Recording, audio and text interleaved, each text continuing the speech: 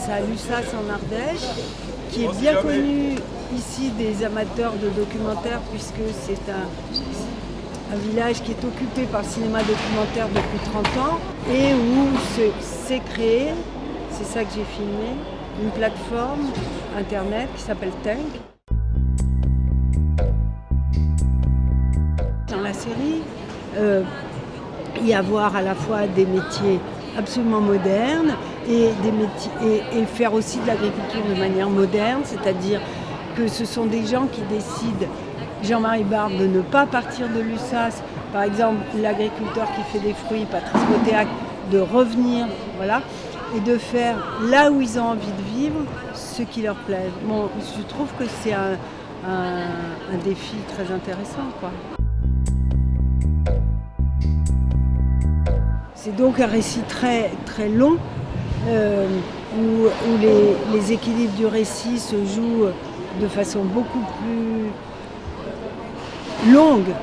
Il y a des explications, il y a des questions qu'on se pose dans le premier épisode qui trouvent des résolutions dans le 6e, dans le 8e, dans le 9e. Voilà. On retourne au passé, au milieu du 8, alors que ça fait je ne sais combien d'épisodes qu'on se pose des questions sur les origines. Voilà. Et donc ça a permis de travailler cette notion de récit. C'est une des industries les plus importantes de France, quoi.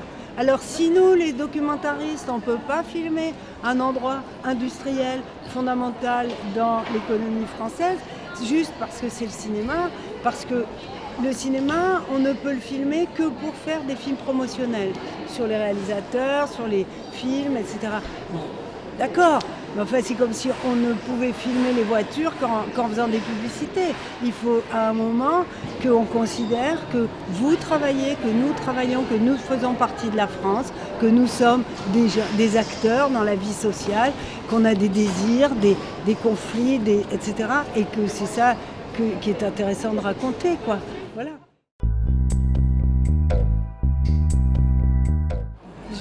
Bien sûr, tout ce qui est le monde du village documentaire, il est raconté dans le jargon, on dit en cinéma direct ou en cinéma vérité, ça veut dire en gros en cinéma.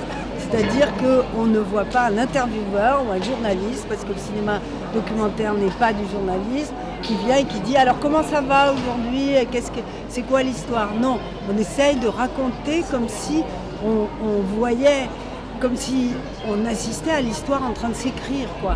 Et c'est en ça que le cinéma documentaire est un challenge et un défi très grand, c'est qu'il faut arriver à raconter l'histoire alors qu'elle s'écrit, ce qui est pas très simple, ce qui est très compliqué et très intéressant.